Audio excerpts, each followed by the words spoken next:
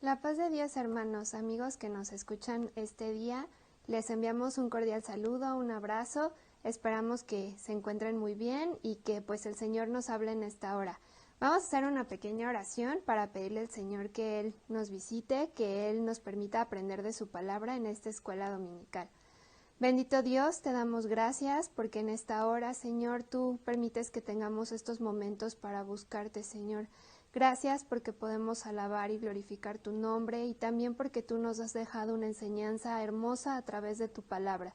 Permítenos oír, Señor, todo lo que tú has preparado para nosotros. Permítenos tener ese corazón dispuesto y permite que tu palabra caiga en buena tierra. Te damos gracias y te pedimos esto en el nombre de Jesús. Amén.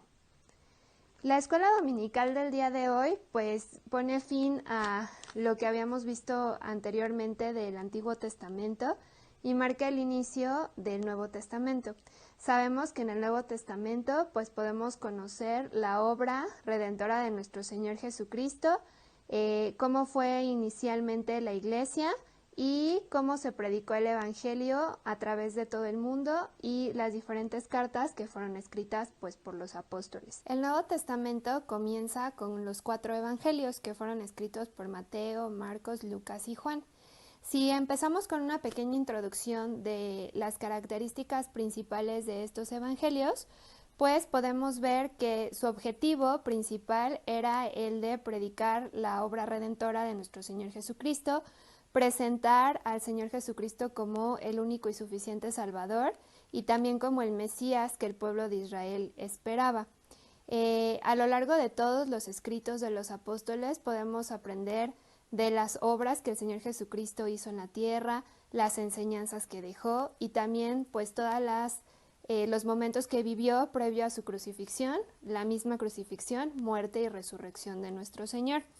Los 3 primeros evangelios, Mateo, Marcos y Lucas, reciben el nombre de evangelios sinópticos. Sinópticos significa que tienen una visión de conjunto, es decir, que si nosotros uniéramos los 3, se pueden complementar perfectamente los hechos ahí escritos y podemos comprobar de esta manera la veracidad de cada uno, puesto que cada uno fue escrito en diferentes momentos, fue escrito con diferentes propósitos o dirigido hacia diferentes personas. Sin embargo, los hechos relatados pues tienen absolutamente toda la sincronía, lo que permite pues comprobar que son escritos inspirados por el Espíritu Santo y que cada una de las palabras que están ahí escritas son verdad. Durante muchos años se ha podido comprobar que a pesar de que los escritos distan mucho en tiempo, en lenguaje incluso, pues cada uno de ellos se complementa.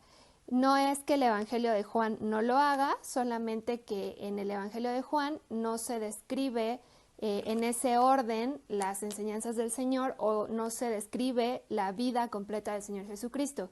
Juan se centra en presentar al Señor Jesucristo como Dios, en hacer énfasis en su divinidad y presenta diferentes enseñanzas que también se complementan con los 3 primeros evangelios. Sin embargo, al no relatar completamente la vida de nuestro Señor Jesucristo, pues por eso no se le agrupa dentro de los evangelios sinópticos.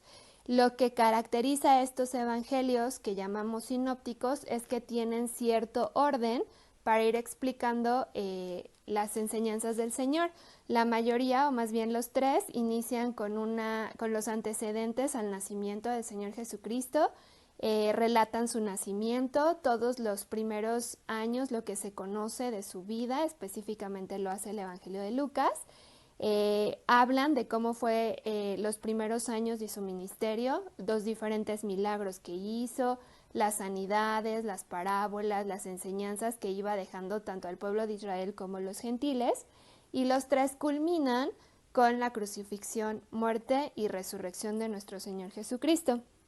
Y recordemos, decíamos que el objetivo de los 3 es comunicar las buenas nuevas, que es lo que literalmente significa la palabra evangelio, buenas nuevas, en este caso de salvación, por medio de nuestro Señor Jesucristo. Es importante mencionar que la mayoría de los evangelios, y esto da otro dato de su veracidad, pues fueron escritos en un periodo alrededor de 70 años después de la muerte y resurrección de nuestro Señor Jesucristo, y fueron escritos ya sea en arameo o griego, puesto que iban dirigidos hacia diferentes personas, pero siempre guardaron pues absoluta sincronía de todo lo que pues vivieron aquellos que fueron testigos presenciales de la obra de nuestro Señor Jesucristo. Si ya nos ubicamos exactamente en el libro que corresponde a nuestra escuela dominical, es el Evangelio de Mateo. Vamos a leer el pasaje devocional, lo invito a que lo lea ahí conmigo.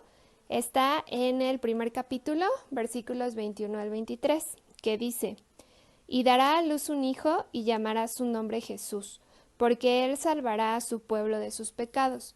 Todo esto aconteció para que se cumpliese lo dicho por el Señor por medio del profeta, cuando dijo: He aquí, una virgen concebirá y dará a luz un hijo, y llamará su nombre Emmanuel, que traducido es Dios con nosotros. Hace un momento decíamos que el objetivo de los evangelios era presentar a nuestro Señor Jesucristo como nuestro único y suficiente Salvador. Y en esta parte del pasaje podemos ver cómo se cumple ese objetivo. Y además es muy importante el versículo número 22, que dice que esto aconteció para que se cumpliese lo dicho por el Señor por medio del profeta. Ahorita vamos a estudiar por qué es importante estas palabras que hacían una alusión a una profecía del Antiguo Testamento. Si hablamos específicamente del libro, la mayoría de los eruditos y estudiosos bíblicos han atribuido a Mateo la autoría de este libro. Y esto es por diferentes características importantes. Si leemos completo el libro, nos vamos a dar cuenta que el autor tenía un conocimiento muy amplio de la geografía de Palestina, es decir, que probablemente vivió en esa época dentro del territorio del pueblo de Israel. Además, hace mucho énfasis en, justo como leíamos ahorita, profecías del Antiguo Testamento, es decir, debió de haber sido un judío que conocía o estaba instruido en la ley, que tenía conocimiento de ciertas costumbres, tenía conocimiento de profecía y que además era alguien preparado, puesto que sabía leer, escribir y que podían incluir detalles específicos de la vida cotidiana de aquella época. También se dice mucho que fue escrito por Mateo porque hay diferentes detalles que denotan esta autoría. Por ejemplo, el llamamiento de Mateo, del que ahorita vamos a hablar un poco más profundamente. En el libro de Mateo, que se encuentra en el capítulo número 9, si leemos el cintillo, hace énfasis y dice literalmente llamamiento de Mateo. Si lo comparamos con los escritos del libro de Marcos y del libro de Lucas, podemos encontrar el mismo pasaje, el mismo relato de cómo fue el llamamiento, pero se dice otro nombre, se dice Leví. Esto tiene una explicación, puesto que en el Antiguo Testamento, incluso en el Nuevo, podemos encontrar ejemplos de diversos hombres que al conocer o tener un encuentro personal con Dios, pues tuvieron un nombre diferente. Por ejemplo, Abraham y posteriormente Abraham, Jacob, Israel, Saulo, Pablo. Entonces, si encontramos el significado como tal del nombre Mateo, este significa regalo de Dios. Y probablemente fue el nombre que el evangelista utilizó después de haber conocido o de haber tenido un encuentro con su maestro. Posteriormente, ya que Marcos y Lucas lo llaman Leví, podemos inferir que ese era el nombre con el que se le conocía previamente al llamamiento del Señor. El hecho de que Mateo se refiera a sí mismo como Mateo y describa situaciones cotidianas de su vida, como el hecho de que era publicano, pues hacen alusión a que él mismo se pudo haber expresado de él mismo de esta forma, y por ende, pues son detalles que podrían corroborar que Mateo es el autor de este libro. Además, si recordamos las características de Mateo, pues efectivamente era judío, vivía en Palestina y al ser publicano debía tener preparación amplia en diferentes dialectos para poder cobrar los impuestos correspondientes a quienes transitaban de diferentes regiones vecinas y tanto regiones de Israel, y debía tener como experiencia en la lectura y en la escritura. Por eso, pues se reconoce que probablemente Mateo, y es lo más aceptado, fue quien escribió este libro. ¿Qué es importante que podamos estudiar de Mateo como autor? él hace a través de su evangelio un llamado importante al pueblo judío.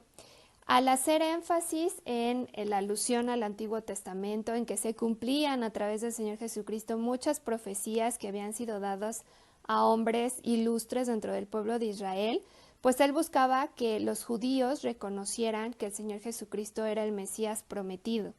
Además de que buscaba que reconocieran que el Señor era su rey por sobre todas las cosas. Si recordamos un poco los antecedentes de Mateo, en el capítulo que les decía, capítulo 9, versículo 9, vamos a leer un poco el llamamiento que tuvo Mateo. Dice: pasando Jesús de allí, vio a un hombre llamado Mateo, que estaba sentado al banco de los tributos públicos, y le dijo: sígueme. Y se levantó y le siguió. Y aconteció que estando él sentado a la mesa en la casa, he aquí que muchos publicanos y pecadores que habían venido se sentaron juntamente a la mesa con Jesús y sus discípulos. Cuando vieron esto, los fariseos dijeron a los discípulos: ¿por qué come vuestro maestro con los publicanos y pecadores? Al oír esto, Jesús les dijo: los sanos no tienen necesidad de médico, sino los enfermos. Si recordamos un poco, el oficio de publicano era repudiado por la mayoría de los judíos. Este era un puesto que se heredaba de generación en generación y que generalmente las familias judías pagaban cierta retribución al Imperio Romano por dejarles desempeñar este cargo. Y lo que hacían es que ellos debían entregar una cuota fija al pueblo, al jefe romano inmediato, y ellos podían explotar a los judíos cuantos ellos quisieran. Ellos podían obtener la ganancia que mejor les pareciese. Por eso eran totalmente repudiados y eran considerados lo peor dentro de la sociedad judía. Por eso muchos se sorprenden de que el Señor se acerque y hable con un publicano. Podemos inferir por el conocimiento que Mateo tenía del Antiguo Testamento, que también era letrado en cuanto al conocimiento del Señor, y que había estudiado las profecías y el Antiguo Testamento. Y a través de este pasaje, pues podemos ver algo muy importante. Dice la palabra de Dios que de lo vil y lo menospreciado, Él ha escogido para su servicio. Y podemos denotar una característica muy importante en Mateo. Generalmente los publicanos eran hombres muy ricos, les iba muy bien con lo que ellos recolectaban. Entonces, cuando el Señor Jesucristo se acerca y le dice: tú sígueme, y la acción inmediata de Mateo es de mucha enseñanza, porque no se aferró a lo material, no se aferró a un trabajo, no se aferró a lo mejor a la comodidad que él tenía por los bienes que poseía. Él decidió pues seguir al maestro y lo compartió con otros que tenían el mismo oficio que él. Y a partir de ahí pues podemos ver cómo Mateo acompañó al Señor Jesucristo a través de todo su ministerio, y podemos aprender que si nosotros nos disponemos, pues el Señor siempre nos usa, y a través de esto pues podemos ser útiles en la obra de nuestro Señor. Entonces, hermanos, si en algún momento usted siente ese llamado de Dios, recuerde a Mateo: sígueme, y fue una obediencia inmediata, puesto que lo que él vivió fue mucho más grande que todo lo que podía poseer. Entonces, aquí vemos cómo él cumplió con ese ministerio y pues posteriormente escribió este libro, por medio del cual pues podemos conocer más de las obras de nuestro Señor Jesucristo. Si hablamos específicamente del libro, pues a través de él podemos seguir muchas enseñanzas. Pero, ¿sabe? Lo más importante es que reconozcamos que esto que está aquí escrito es una gran enseñanza para nosotros, porque el Señor no cambia. Y todo lo que Él hizo y cómo demostró su poder y su autoridad, pues sigue siendo una realidad en nuestras vidas. Decíamos que el libro de Mateo, pues fue escrito principalmente para el pueblo judío. Y lo que el apóstol buscaba es que aquellos con quienes compartía esa ciudadanía, pues pudieran aceptar que el Señor Jesucristo era el Mesías, era el Rey de Israel y aquel que podría restaurar el reino desde un punto de vista espiritual.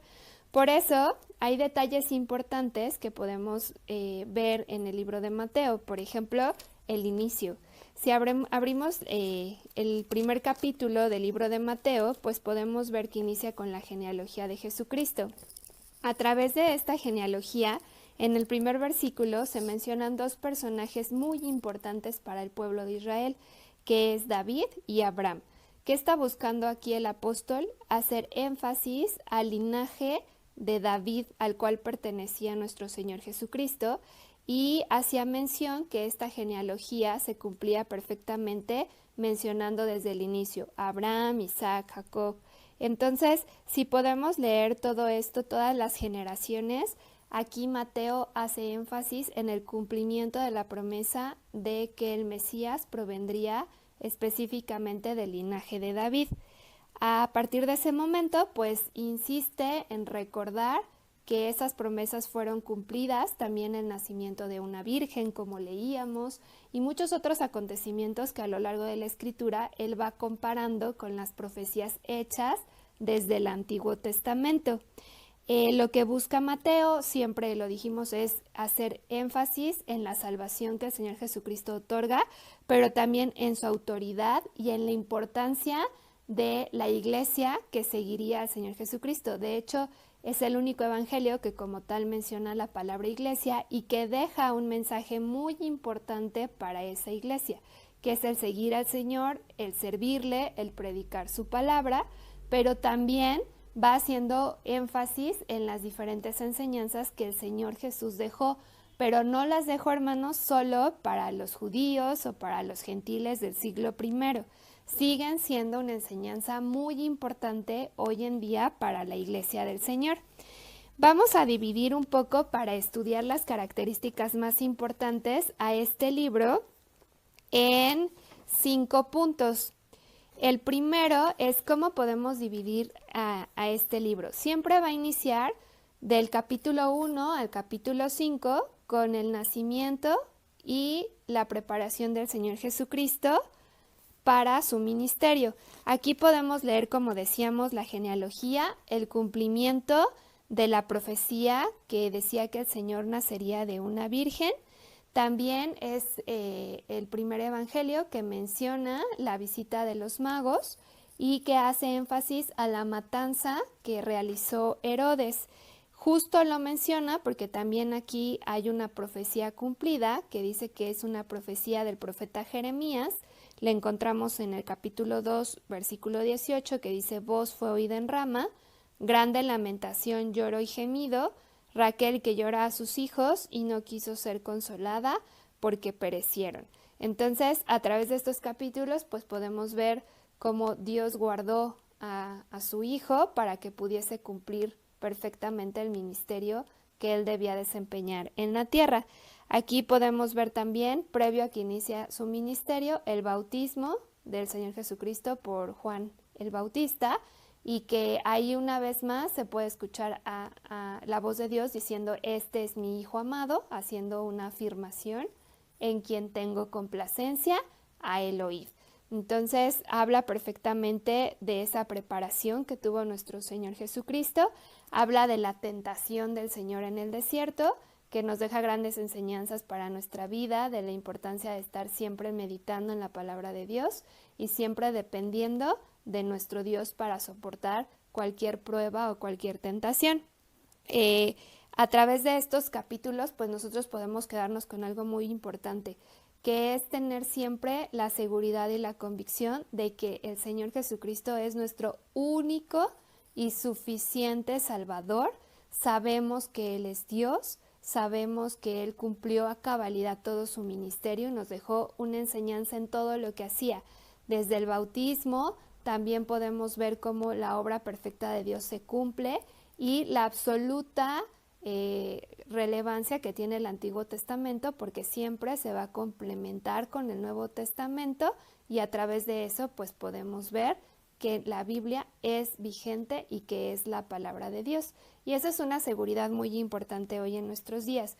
Muchos niegan al Señor Jesucristo porque no conocen nada referente al Señor Jesucristo. Pero si tuviéramos la oportunidad de compartir todo lo que aquí está escrito, pues nos daríamos cuenta de su amor y podríamos afirmar siempre la divinidad de nuestro Señor Jesucristo.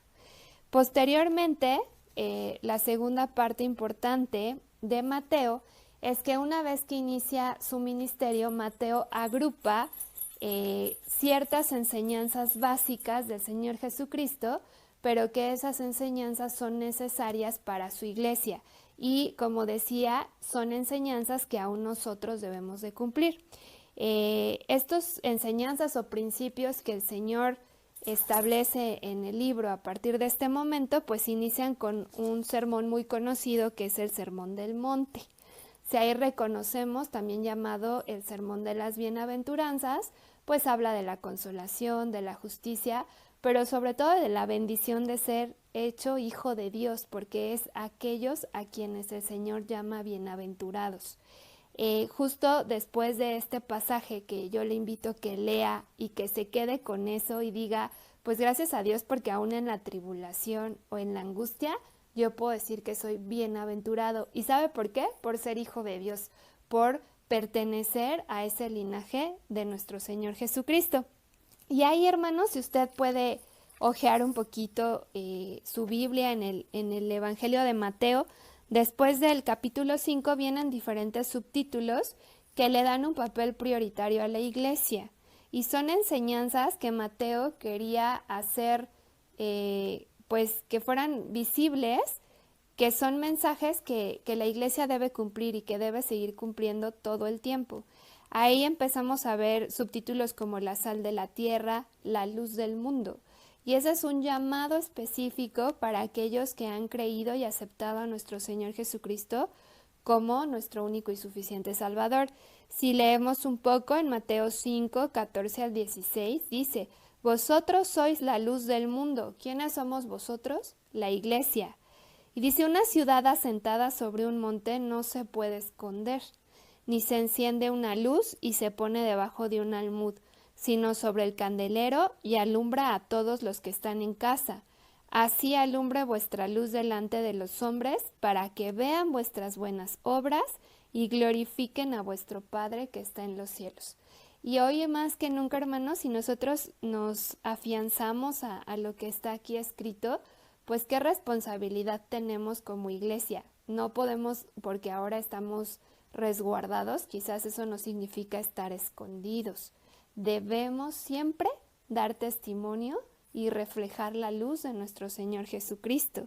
Entonces, qué maravilloso es decir que somos la luz del mundo y la sal de la tierra, porque podemos así reflejar el amor de nuestro Dios hacia nosotros.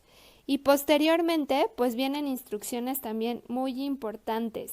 Habla del manejo de emociones como la ira, el odio, el enojo. Habla también, por ejemplo, de instrucciones sobre la vida cultural que debemos tener. Podemos ahí encontrar como todo lo referente a la ofrenda. Hay un ejemplo maravilloso de cómo acercarnos a Dios a través de la oración, cómo poner en Él toda nuestra ansiedad, toda nuestra angustia, con el objetivo siempre, pues, de poner la mirada en el cielo. Dice ahí un subtítulo incluso, hacer tesoros en el cielo. También nos hacen advertencias importantes sobre la necesidad de entrar por la puerta estrecha, de dar un fruto, pues bien aquí también encontramos esta parte que dice, por los frutos los conoceréis, y que también sigue hablando a la iglesia y que hace énfasis en el comportamiento que debe tener la iglesia hoy en día y siempre, porque el Señor no cambia. Y todos estos principios y mandamientos que Él nos dejó a través de esta palabra, pues están escritos para nosotros, para que podamos ser luz y darle la honra y la gloria a nuestro Señor. A partir de el capítulo 8, podemos empezar a ver diferentes milagros realizados por el Señor Jesucristo. ¿Sabe? Dice también el Evangelio de Juan que ni todos los libros del mundo alcanzarían para poder escribir todas las obras que el Señor Jesucristo hizo en la tierra. El hecho de que aquí podamos leer diferentes ejemplos de su amor, de su poder y de su misericordia, también está escrito para que recordemos que tenemos un Dios todopoderoso. Y ya decíamos que podemos afirmar que el Señor Jesucristo es Dios. Así que si Él no cambia, todo lo que aquí podemos ver de su poder sigue estando vigente, hermano.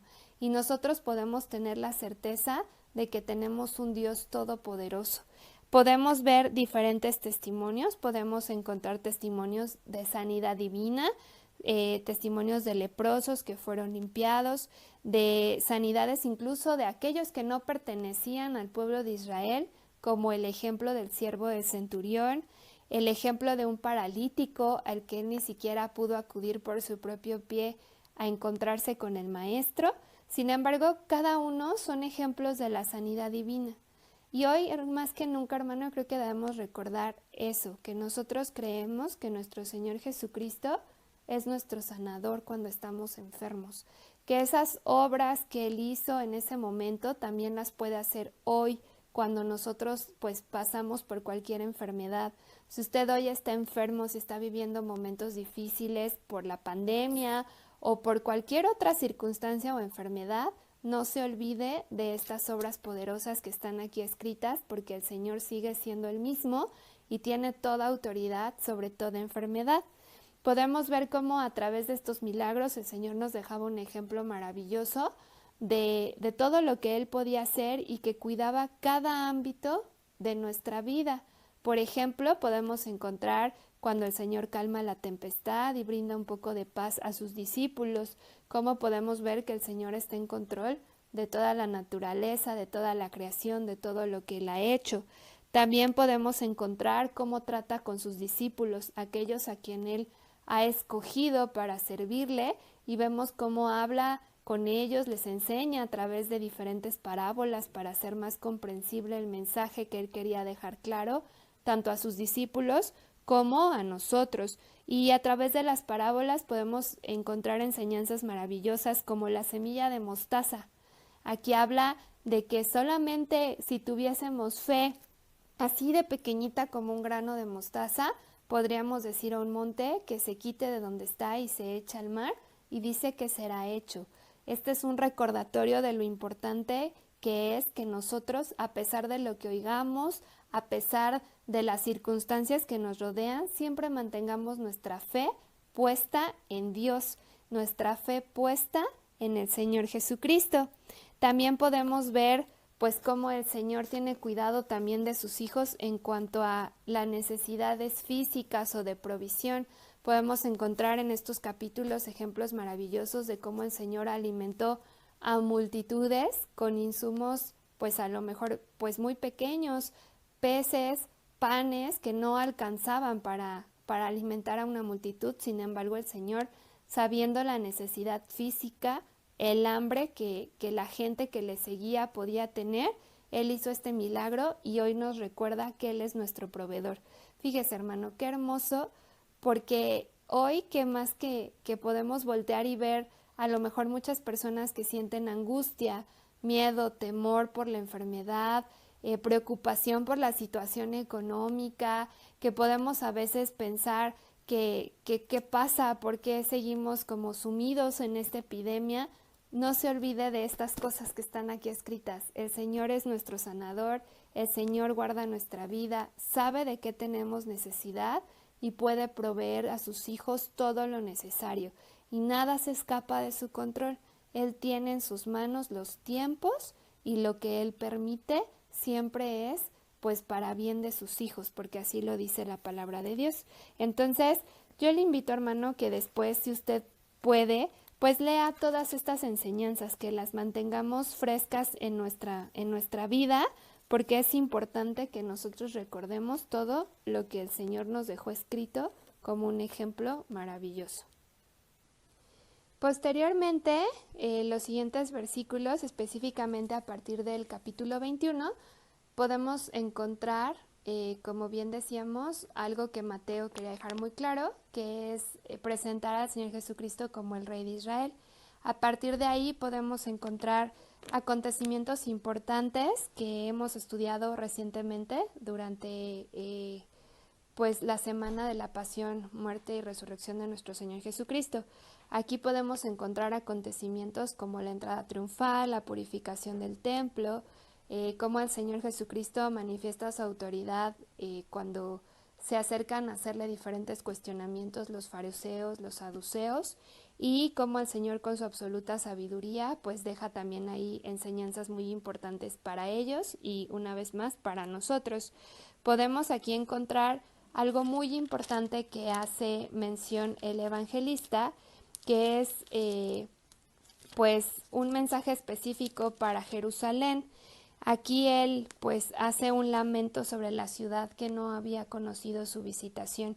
Y aquí una vez más podemos comprobar cómo el objetivo también era presentar este mensaje al pueblo de Israel para que ellos entendiesen el tiempo de su visitación y que entendiesen el simbolismo en el que el Señor Jesucristo decía que el templo se derribaría en 3 días, ¿no? Y la misma palabra dice que eso hacía alusión a su muerte, puesto que ahora el modo de buscar al Señor pues había cambiado y a partir de esa muerte y resurrección pues podríamos tener una relación directa con nuestro Padre Celestial y ya no era necesario ni los sacrificios, ni que solo el sumo sacerdote pudiese acercarse hacia la presencia del Señor, sino una reconciliación entre Dios y los hombres. Y pues podemos ir estudiando todos estos acontecimientos que conocemos bastante bien hasta el arresto, la crucifixión y la muerte de nuestro Señor Jesucristo. Si nos vamos a los capítulos finales de Mateo, pues podemos darnos cuenta que a diferencia de otros evangelios, Mateo presenta una parte en la que relata que se mandó poner una guardia ante la tumba y que posteriormente a la resurrección dice que los sumos sacerdotes pues habían acordado con los soldados que divulgaran el hecho de que los discípulos habían robado el cuerpo del maestro. Una vez más, aquí podemos darnos cuenta que lo que buscaba el autor del Evangelio era desmentir esta información, puesto que ahí mismo él dice que habiendo tomado el dinero, hicieron como se les había instruido, y este dicho se había divulgado entre los judíos hasta el momento en el que se había escrito esta palabra. Entonces nos podemos dar cuenta que pues una vez más que el Evangelio iba dirigido justo al pueblo judío. Sin embargo, también la última parte del Evangelio de Mateo, que se titula La Gran Comisión, es un mandato del Señor a la Iglesia. Vamos a leer qué dice. Se encuentra en Mateo 28 y vamos a leer los versículos del 16 al 20. Dice, pero los 11 discípulos se fueron a Galilea, al monte donde Jesús les había ordenado, y cuando le vieron, le adoraron, pero algunos dudaban. Y Jesús se acercó y les habló diciendo, toda potestad me es dada en el cielo y en la tierra. Por tanto, id y haced discípulos a todas las naciones, bautizándolos en el nombre del Padre, y del Hijo, y del Espíritu Santo, enseñándoles que guarden todas las cosas que yo os he mandado, y he aquí yo estoy con vosotros todos los días hasta el fin del mundo. Amén. Si podemos darnos cuenta, pues este evangelio termina con una instrucción importante a la iglesia, que es la predicación del evangelio, y que este mandato pues todavía es vigente, como todas las enseñanzas y con todas las parábolas que el Señor dijo y como todos los mandamientos que Él expresó. También este último pasaje pues nos deja una responsabilidad importante como la Iglesia del Señor, que es cumplir con la obra misionera y con el evangelismo que Él nos ha dejado a cada uno de nosotros. Si pudiéramos terminar esta escuela dominical, pues creo que la mejor manera de hacerlo es con una invitación. Con una invitación a que si usted nunca ha conocido al Señor Jesucristo, en que si usted pues nos está escuchando tal vez por primera vez y no sabe quién es el Señor o solo ha escuchado pocas cosas de Él, pero nunca se ha puesto a leer realmente cuáles eran sus enseñanzas, cuál era el propósito por el cual vino, pues hoy le invito a que abra la Biblia y pueda leer a través de este evangelio pues lo que el Señor Jesucristo hizo por amor. Dice su palabra que Él no escatimó el ser igual a Dios como cosa a que aferrarse, sino que se despojó a sí mismo tomando forma de siervo. Y una vez que tomó forma de siervo, fue obediente hasta la muerte y muerte de cruz.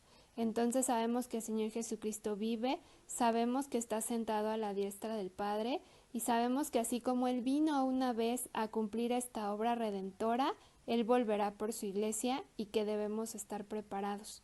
No olvide lo que dice Apocalipsis y que ese pasaje pues se pueda quedar muy grabado en su memoria. Dice Apocalipsis 3:20. He aquí yo estoy a la puerta y llamo. Si alguno oye mi voz y abre la puerta, entraré a él y cenaré con él y él conmigo. Así que hoy no pierda la oportunidad de darle la entrada al Señor Jesucristo a su corazón, que Él pueda ser el Rey de su vida, así como Mateo buscaba que el pueblo de Israel lo reconociera. Hoy usted reconózcale como su único y suficiente Salvador, con sus propias palabras, y que Él sea el Rey que gobierne toda su vida. Y si usted, hermano, pues ya ha aceptado al Señor Jesucristo como su único y suficiente Salvador, pues no se olvide de cada una de las enseñanzas y el ejemplo que Él nos dejó. Aprendamos siempre a ser obedientes, a someternos a su autoridad y una vez más, ante todas estas circunstancias o momentos difíciles, pues como dice el libro de Hebreos, puestos los ojos en Jesús, el autor y consumador de la fe. Y dele gracias, gracias porque Él vino a tomar nuestro lugar en la cruz y Él vino a morir por cada uno de nosotros. Y en gratitud, pues dígale así como Mateo, sí, voy a seguirte, sí, inmediatamente dejo pues lo que a ti te plazca por seguirte y por servirte. Y que así como este apóstol pues tuvo un ministerio completo que predicó la palabra, pues nosotros también hagamos lo mismo por gratitud a esa salvación que el Señor nos ha regalado. Vamos a hacer una oración y vamos a darle gracias a Dios por su palabra perfecta. Bendito Dios, te damos gracias, Señor, porque tú nos has dejado una palabra escrita que es perfecta. Gracias, Señor, porque a través de tu palabra podemos conocerte, porque podemos ver las obras poderosas, grandes y maravillosas que hiciste, Señor, cuando estuviste en la tierra. Permítenos obedecer tu palabra, que este día, Señor, podamos ser agradecidos por todas las bendiciones que nos concedes. Y si alguno no te ha conocido, sé tú hoy con esa persona, Señor, que pueda abrir su corazón, que pueda recibir tu bendición y que pueda confesar con su boca que tú eres el Señor. Te pedimos, Padre, que tú guardes nuestra vida, que tú nos permitas servirte y también pues tomar el ejemplo del evangelista, Señor, de poder siempre poner la mirada en ti y seguirte, Padre. Muchas gracias por todas tus bendiciones y por tu cuidado, y te pedimos, Señor, que tú nos uses y nos permitas ser siempre un instrumento en tus manos. Te damos gracias en el nombre de Jesús. Amén.